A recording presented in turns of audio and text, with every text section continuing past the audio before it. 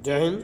तो एक बार फिर से आज का वीडियो में आपका बहुत बहुत स्वागत है। स्टूडेंट्स, इस वीडियो में जो है आज हम लोग इंटेक्स का पेज नंबर 40 का क्वेश्चन आंसर करने जा रहे हैं। जैसा कि आपका पता है कि हम लोग अभी साइंस का चैप्टर 3 क्लास 9 का साइंस का चैप्टर 3 का जो है क्वेश्चन आंसर कर रहे हैं।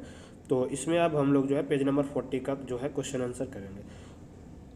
पेज नंबर 40 में जो हमें जो है क्या है, मॉलिक्यूलर मास के बारे में पढ़ना है। तो उससे पहले हम आपको बताए थे, प्रीवियस वीडियो में हम बताए थे कि बच्चों आप लोग जो है मोलर मास सब याद करके रखना। अगर जो मोलर मास याद है तभी आप लोग जो है आगे का चीज़ों को समझ पाओगे, और आई होप कि आप सभी को याद भी होगा।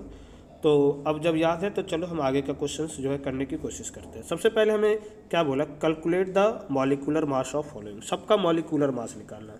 तो देखो मॉलिक्यूलर मास कैसे निकालते हैं। सबसे पहले जैसे यहाँ पे लिखा H2, तो यहाँ पे हम बात करें कि हाइड्रोजन का कितने एटम है। हाइड्रोजन के 2 एटम प्रेजेंट है। इसमें कितने एटम प्रेजेंट है? 2 एटम प्रेजेंट है। और एक हाइड्रोजन का एक एटम का जो मास होता है स्टूडेंट्स, वो कितना होता है? हाइड्रोजन का एक एटम का मास होता है 2। और इसमें कितने एटम है हाइड्रोजन का? 2 एटम है। ठीक है, सॉरी, हाइड्रोजन का एक एटम का मास होता है कितना? 1। और इसमें कितने एटम, हमें यहाँ पे 2 एटम था, 2 लिखना था। ठीक है, और कितने एटम प्रेजेंट है? 2। तो 2 × 1 तो कितना हो जाएगा इसका टोटल मॉलिक्यूलर मास? 2U। पहले हम बताए थे मॉलिक्यूलर मास को किससे डिनोट करते हैं? U से। यानी कि 2 × 1 क्या हो जाएगा? 2U। क्योंकि देखो यहाँ पे H2 यानी कि 2 × एटॉमिक मास ऑफ हाइड्रोजन, क्योंकि 2 एटम्स प्रेजेंट है इसलिए। और हाइड्रोजन का मास कितना होता है? 1। अब नेक्स्ट हम बात करते हैं O2। ठीक है, मॉलिक्यूलर मास ऑफ O2।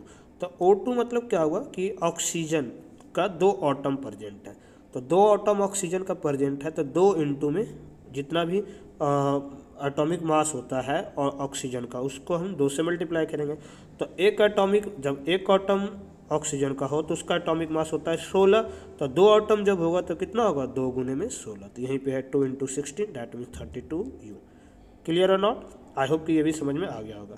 ठीक है, थर्ड जो था स्टूडेंट्स वो था मॉलिक्यूलर मास ऑफ Cl2। क्या था? Cl2। तो यहाँ पे क्या है? Cl2 मतलब क्या हुआ कि क्लोराइड का जो है मॉलिक्यूलर मास निकालना Cl2। तो यहाँ पे भी क्लोराइड कितना है? 2 है। तो क्लोराइड का एटॉमिक मास क्या होता है? 35.5। कितना होता है? 35.5। तो यहाँ पे कितना है, कितने मास है? एटम कितने हैं? 2 एटॉमिक मास है, 2 क्लोराइड है ना, एटॉमिक जो 2 है। तो 2 × 35.5 यानी कि 71U आ जाएगा। क्लियर और नॉट? आगे हम देखो बात करते हैं यहाँ पे मॉलिक्यूलर मास ऑफ CO2। तो यहाँ पे कितने हैं?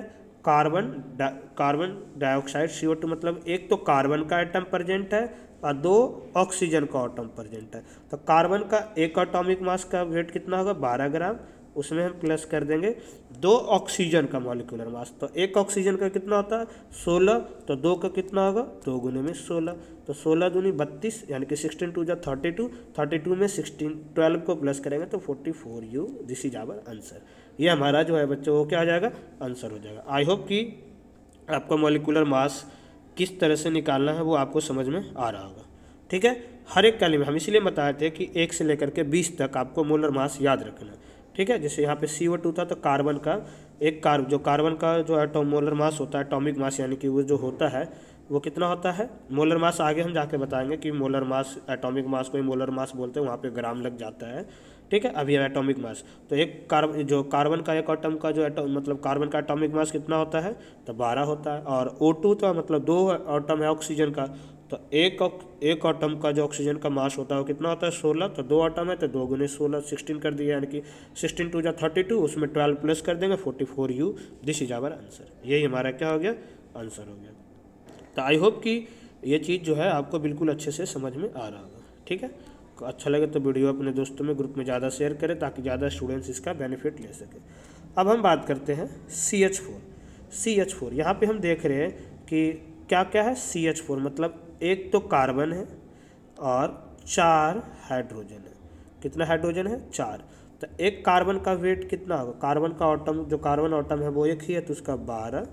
और हाइड्रोजन का एक का कितना होता है? 1। तो 4 का कितना होगा? 4 × 1, 4 × 1 मतलब 4 × 1 तो 4। तो 12 + 4 यहाँ पे देखो वही कर रहे हैं ना।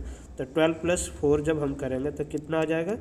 16U। कितना हो जाएगा? 16U, यानी कि 16 एटॉमिक मास यूनिट आ जाएगा, मॉलिक्यूलर मास हो जाएगा CH4। क्या होता है इसका आप लोग कमेंट में हमें बताना, CH4 किसका फॉर्मूला है, ठीक है, जल्दी बताओ, फिर हम लास्ट वीडियो में हम भी बताएंगे, ठीक है। नेक्स्ट होता मॉलिक्यूलर मास ऑफ C2H6। यहाँ पे ध्यान देना, C2H6 मतलब कार्बन का कितने एटम प्रेजेंट है, 2 into carbon atom of carbon, ठीक है, atom of atomic mass of carbon plus 6 into atomic mass of hydrogen, यानी कि 2 एटम तो कार्बन का प्रेजेंट है और 6 एटम हाइड्रोजन का प्रेजेंट है। अब टोटल इसका मॉलिक्यूलर मास कितना होगा, तो अब हम निकालेंगे कार्बन का एक एटम का मास कितना होगा, तो 12, तो 2 एटम का कितना होगा, 2 इंटू 12 कितना हो जाएगा, 2 गुने 12। समझ में आ रहा है। इसी तरह से एक हाइड्रोजन का कितना होगा एटॉमिक मास 1, तो 6 हाइड्रोजन का कितना होगा, 2 इंटू 6 इंटू 1, ठीक है। तो 12 दूनी कितना हो गया 24, 12 2 जा 24 प्लस 6 कितना हो जाएगा 24 प्लस, यहाँ पे देखो सॉरी हम 6 लिख दिए, सॉरी यहाँ पे ना सॉरी 4 ही पर हम ऊपर वाला हाइड्रोजन देख लिए, सॉरी ठीक है। यहाँ पे कितना है, सॉरी सही कर रहे हैं हम लोग, ये क्वेश्चन कर रहे हैं हम, नीचे देख लेते हैं, सॉरी सही है, सब सही है, कन्फ्यूजन हो रहा है, दोबारा से हम बता देते हैं। हम देखो हम ना ये पढ़ाते हमें लगा ये क्वेश्चन करा रहे हैं, यहाँ पे हम हाइड्रोजन 4 देख लिए, क्योंकि कार्बन दोनों में सेम है, ठीक है, इसीलिए इसका 28 आ रहा है, इसका 30 आ रहा है। यहाँ पे 2 कार्बन था तो एक कार्बन का तो 12, तो 2 का कितना हो जाएगा 24, और 6 हाइड्रोजन है तो 6, तो मतलब क्या हो जाएगा 30U, और यहाँ पे 4 हाइड्रोजन था तो मतलब 4 24 में प्लस करेंगे तो ये 28U आएगा। चलो एक साथ दोनों क्वेश्चन सोल्व हो गया, अच्छी बात है। सबसे पहले तुम लोग हमें ये बताओगे NH3 किसका फॉर्मूला है, कमेंट में फास्ट, अभी वीडियो रोक के पहले आपको बताना है, उसके बाद आगे बढ़ना है, ठीक है, कि NH3 जो है वो किसका फॉर्मूला है। आपको हम क्लास में बहुत बार बताए हैं और काफ़ी इंपॉर्टेंट है, ये याद रखना, ठीक है, तो आप लोग ज़रूर बताना हमें, ठीक है। अब हम आगे बढ़ते हैं कि NH3 मतलब इसमें क्या है कि N 2 एलिमेंट्स प्रेजेंट है, एक तो नाइट्रोजन और दूसरा हाइड्रोजन, वो भी नाइट्रोजन का एक एटम है और हाइड्रोजन के कितने एटम है स्टूडेंट्स, 3 है, ठीक है। तो अब अगर जो हम सबको इसको अब हम ऐड करें तो एटॉमिक मास ऑफ नाइट्रोजन का कितना होता है जल्दी बताओ 14 प्लस, और हाइड्रोजन कितना है 3, तो एक का तो 1 तो 3 का 1 इंटू 3 तो 3, तो 14 प्लस 3 कितना आ जाएगा 17U। This is our answer. I hope कि ये तो आपको समझ में आ गया होगा बिल्कुल अच्छे से, और आप लोग अच्छे से खुद से कर रहे होंगे, ठीक है। और ये भी अच्छा है कि आप लोग खुद से ही करो तो ज़्यादा हमें खुशी भी मिलेगा कि हाँ अब मेरा मेहनत सफल हुआ, काफ़ी बच्चों सीख गए। यहाँ पे है CH3OH, यहाँ पे आप लोग देखो तो क्या क्या है, कार्बन है, कार्बन का एक एटम है, हाइड्रोजन का 3 एटम है, ऑक्सीजन का एक एटम है, फिर से हाइड्रोजन का एक एटम है। आ रहा है समझ में, क्लियर और नॉट, ठीक है। तो अगर जो हम बात करें हाइड्रोजन का 3 और 1 कितने एटम हो गया 4, तो हाइड्रोजन का 4 एटम हो गया। पहले कार्बन का एक एटॉमिक मास कितना होता है एक एटम का 12, प्लस हाइड्रोजन का एक तो 4 है टोटल, क्योंकि 3 यहाँ 1 यहाँ, तो 4, तो 1 इंटू 4 तो 4, प्लस ऑक्सीजन का 1 एटम का मास कितना होता है, एटॉमिक मास ऑफ ऑक्सीजन कितना होता है जल्दी से बताओ 16। तो ओवरऑल सबको प्लस करेंगे तो क्या आएगा 32U, कितना आ जाएगा स्टूडेंट्स 32U।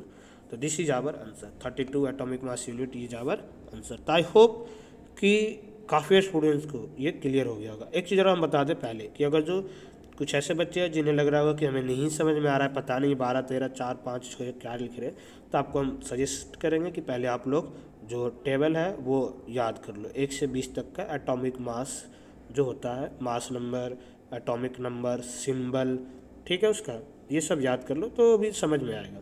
अब यहाँ पे N क्या है बच्चों को तो नहीं पता चल रहा होगा, तो कन्फ्यूजन तो होगा ही, ठीक है। तो इसलिए आप लोग प्लीज़ जो याद कर लो, तभी आपको आगे चीज़ों को समझ में आएगा। नेक्स्ट दे रखा है सेम है फार्मूला यूनिट मास, तो फार्मूला यूनिट मास भी सेम ही है, जिस तरह से बताए थे atomic mass, molecular mass, formula unit mass दोनों सेम ही होता है, ठीक है। तो इसका निकालना देखो यहाँ पे ईमानदारी, हम बोले 20 तक याद कर लेना, 20 से आगे जैसे भी आप पेपर में दे रहा है ना, तो जैसे NCERT देखो यहाँ पे दिया हुआ है सबका कि जिंक का कितना होता है, सोडियम का कितना होता है, ठीक है, पोटाशियम का कितना होता है, यहाँ पे देखो कार्बन का कितना है, ऑक्सीजन का, ये सब दिया हुआ है। तो हमें ऐसा ये नहीं सोच के चलना है कि एग्जाम में तो हमें दिया ही होगा, हम सीधा रख देंगे वैल्यू और निकाल लेंगे। इतना भी इजी पेपर नहीं आ सकता, आपको फिर भी 20 तक याद करना है। हाँ, मैक्सिमम है कि 20 से ज़्यादा नहीं भी याद है तो ये चांस होता है कि पेपर में ना उसकी जो मास होता है, एटॉमिक मास यूनिट जो होता है वो गिवन हो जाता है। लेकिन 20 तक आपको तो कंपलसरी है कि याद कर ही लेना, फैक्टर ऑफ सेफ्टी के लिए। ओके, अब यहाँ से भी हम सेम ही प्रोसेस से निकालेंगे।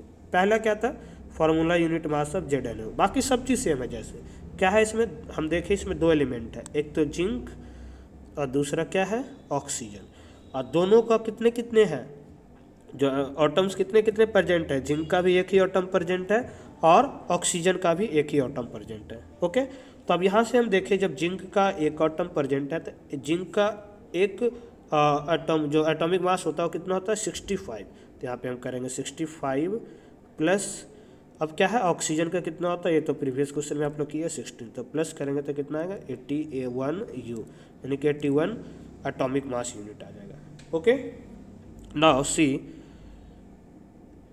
क्वेश्चन ये Na2O क्या है, formula mass of Na2O, sodium, ठीक है, सोडियम डाइऑक्साइड, ठीक है, सोडियम ऑक्साइड आप बोलोगे, सॉरी सोडियम ऑक्साइड। तो इसका हम कैसे निकालेंगे, तो यहाँ पे हम देखें, यहाँ पे अगर जो हम देखें पहले स्टूडेंट्स, तो यहाँ पे हम लोग देखें और आपको भी दिख रहा होगा कि इसमें क्या क्या है, तो सोडियम का Na2 है, मतलब 2 एटम तो सोडियम का प्रेजेंट है और एक एटम जो है वो ऑक्सीजन का प्रेजेंट है। समझ में आ रहा है, Na2 मतलब 2, और ये देखो काफ़ी स्टूडेंट्स कन्फ्यूजन होगा कि Na एक नाइट्रोजन एक किसका होता है, नहीं Na पूरा सोडियम का होता है। तो इसलिए हम बोले सिंबल याद रखना सबका कि क्या है। तो यहाँ पे 2 एटम जो है सोडियम का प्रेजेंट है और एक एटम जो है वो ऑक्सीजन का प्रेजेंट है। ओके, अगर जब हम यहाँ पे इसका सबका मॉलिक्यूलर मास निकालें तो एक सोडियम का एक एटम का जो मास होता है, एटॉमिक मास जो होता है सोडियम का 33 होता है। तो इसमें कितने हैं 2, तो यानी कि 33 हम बोल दिए 23 इंटू 2 प्लस में ऑक्सीजन का कितना होता है 16, ठीक है। तो 23 को 2 से मल्टीप्लाई करेंगे स्टूडेंट्स तो कितना आएगा 46 प्लस 16 तो कितना हो जाएगा, तो प्लस करेंगे तो 6 और 6 12, 4 1 5 6 62U आ जाएगा आंसर। This is our answer. Clear और नॉट, देखो कमेंट करके ज़रूर बताना, क्योंकि जितना मेहनत कर रहे हैं और कितना आप लोग समझ पा रहे हैं, ठीक है, ताकि हमें भी मोटिवेशन मिलेगा, ताकि जो हमारा जो मेहनत है वो बच्चों तक कितना पहुंच पा रहा है और इससे स्टूडेंट्स कितना बेनिफिट ले पा रहे हैं। ओके, नाउ अब हम देखते हैं नेक्स्ट जो था इसका यूनिट फॉर्मूला यूनिट मास निकालना है K2CO3 का। क्या निकालना है, K2CO3 का, यानी कि ठीक है। अब अगर जो हम देखें तो ये किसका फॉर्मूला बन रहा है, K मतलब पोटाशियम, CO3 मतलब कार्बोनेट, यानी कि पोटाशियम कार्बोनेट का ये फॉर्मूला है। ओके, अब पोटाशियम कार्बोनेट का जो मोलिकुलर मास यानी कि फॉर्मूला यूनिट मास होगा वो क्या होगा, ठीक है। तो यहाँ पे हम देखें कि पोटाशियम का यानी कि K जो है पोटाशियम का 2 जो एटम प्रेजेंट है, उसके बाद एक एटम कार्बन का प्रेजेंट है और 3 एटम ऑक्सीजन का प्रेजेंट है। 3 देखो यहाँ पे पोटाशियम कार्बन ऑक्सीजन 3 एलिमेंट है, ठीक है।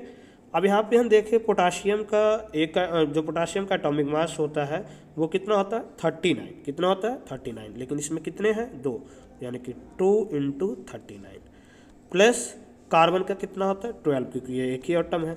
ऑक्सीजन का कितना होता है 16, और लेकिन यहाँ पे एटम जो ऑक्सीजन का एटम है कितने प्रेजेंट है 3 एटम ऑक्सीजन का प्रेजेंट है, यानी कि 3 × 16, ठीक है। तो 39 को 2 से मल्टीप्लाई करेंगे तो 78 प्लस 12 तो कितना हो जाएगा बच्चों 78 और प्लस 12 कितना हो जाएगा, जल्दी से बताना 90 और 16 3 जा 48, सबको प्लस करेंगे तो लगभग 138U इज आवर आंसर। यही हमारा क्या हो जाएगा स्टूडेंट्स आंसर हो जाएगा। क्लियर और नॉट, तो आई होप कि सबको जो है फॉर्मूला यूनिट मास निकालना, एटॉमिक मास सिंबल जो है ये सब निकालना आपको अच्छे से समझ में आ रहा होगा, ठीक है। तो इस वीडियो में इतना ही। अब हम लोग फिर से नेक्स्ट वीडियो में जो है वीडियो का नेक्स्ट पार्ट में जो है हम लोग पेज नंबर 42 का क्वेश्चन आंसर करेंगे। और आई होप कि ये आपको अच्छा लगेगा, तो अपने दोस्तों में ग्रुप में ज़्यादा से ज़्यादा शेयर करें ताकि ज़्यादा स्टूडेंट्स इसका बेनिफिट ले सकें। फिर मिलते हैं अगली क्लास में, जब तक आप लोग घर पे सेफ रहिए, सुरक्षित रहिए। जय हिंद।